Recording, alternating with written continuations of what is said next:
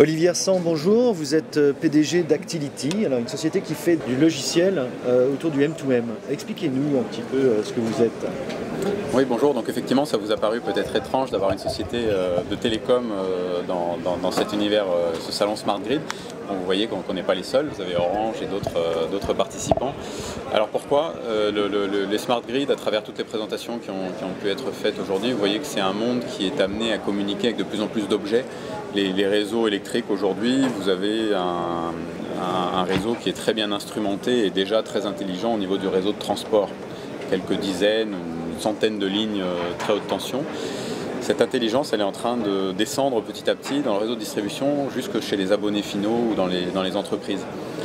À chaque fois, on rajoute 2 zéros au nombre de points à contrôler. Alors, la problématique sur laquelle Actility répond plus particulièrement, c'est de permettre d'obtenir une bonne économie de l'ensemble du système, c'est-à-dire que c'est la résolution de ces problématiques, par exemple mieux régler le chauffage chez vous, relever un compteur. Tous ces cas d'utilisation particuliers, la rentabilité est finalement relativement faible, isolément. On parle de quelques euros par an, on parle beaucoup d'ajustements par exemple dans le résidentiel. Ça ne suffit pas à payer le réseau, à payer la box, etc. Et donc nous on travaille sur un concept d'une box qui fait tout. Une box sur laquelle va tourner un framework qui permet de faire tourner toutes les applications en mode App Store. Alors voilà, le produit d'Actility, c'est ça, le produit fondamental, c'est ce qu'on appelle ThinkPark Store. C'est un produit qui est également conforme à une norme nouvelle, mais dont on a beaucoup entendu parler ces jours-ci, qui est la norme ETSI TCM2M, et dont on a présenté une première implémentation aujourd'hui sur le salon. Donc c'est une implémentation qui fonctionne. Cette norme-là permettra d'introduire un petit peu d'interopérabilité dans ce monde et dans cet univers d'applications qui en a bien besoin. C'était aussi un des gros sujets, l'interopérabilité. Alors concrètement, qu'est-ce que ça apporte votre application, votre App Store justement? Comment est-ce que concrètement ça va se matérialiser? Alors, ça permet de donner un business case à chacun des acteurs qui regardent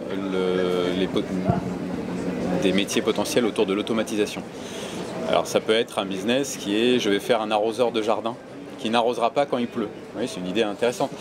Mais combien vous allez payer pour ça? Vous allez payer peut-être 10 euros, 15 euros. Ça ne justifie pas le boîtier intelligent qui va contrôler le capteur. Par contre, si on représente ça dans un mode, écoutez, vous avez déjà la box intelligente chez vous. Et sur cette box, vous avez une interface radio par exemple qui est capable de communiquer à très très bas coût avec tous les capteurs qu'il y a autour. Là, ça devient possible de rajouter un petit composant à 1 euro dans votre arroseur de jardin et de faire ce service d'arroseur de jardin intelligent. Alors, cette idée-là, je pourrais la décliner sur des centaines d'applications différentes, dans le domaine de l'énergie ou pas. Et vous voyez que ce produit qu'on amène, donc ThinkPark, va permettre de faire fonctionner un business case qu'on appelle long tail, autour de cette box. C'est-à-dire que la box est rentabilisée non pas par une et une seule killer app, qu'il est en fait quasiment impossible de trouver dans cet univers-là, mais par la juxtaposition de plusieurs, voire plusieurs dizaines d'applications qui partageront le même boîtier. Alors concrètement, ça pourrait être très bien aussi pour les territoires, pour les villes, pour ce genre d'application. Vous avez déjà... Quels sont les clients que vous avez pu recevoir ici, qui ont été intéressés, qui ont sur ce salon, qui justement... Alors le Graal, hein, la vision moyen terme, à 3-4 ans, c'est chacun chez soi qui a la box. Évidemment, la technologie n'est pas limitée à ce cas d'utilisation. Et en attendant, et déjà, on a des clients industriels notamment, par exemple, on fait de la régulation de centrales d'eau, des centrales de pompage donc, qui mettent sous pression l'eau que vous buvez. C'est quelque chose qui peut s'arrêter, qui peut démarrer très vite, qui stocke de l'eau. Et donc c'est en fait, vu d'un smart grid, c'est une batterie. Parce que vous pouvez consommer plus d'électricité, vous pouvez la stocker sous forme d'eau mise sous pression dans des réservoirs. Et ce produit-là, il a un marché immédiat. C'est immédiatement rentable de faire ça pour les quelques centaines d'usines d'eau qu'il y a en France. On travaille également énormément sur la gestion de recharge de véhicules électriques. Quand je peux recharger tel véhicule, est-ce que ce véhicule est authentifié? Est-ce qu'il a un crédit de paiement? Combien d'ampères je peux fournir à ce véhicule? Tout ça, c'est des applications qui tournent également sur la même plateforme dans un contexte plus B2B. Donc ça, c'est nos marchés immédiats qui sont là-dessus. Le marché d'accueil des box, beaucoup de fabricants qui sont présents ici, des grandes marques de l'électronique de la maison, vont sortir leurs box. Ça va arriver en septembre, en octobre, en novembre. Ces box-là, il faut bien les connecter à un réseau. Et ce produit ThinkPark sert aussi à aider ces gens-là à connecter leur box au réseau. Donc ça, c'est des marchés immédiats, court terme. Et évidemment, la croissance viendra de l'adoption progressive dans des marchés plus grand public, où on parle de millions de box. Et vous gagnez votre argent comment alors? Alors nous, on gagne notre argent sur un modèle SaaS, software as a service. C'est-à-dire que le fait de permettre de connecter une box au réseau, ça a un certain prix, quelques centimes par mois.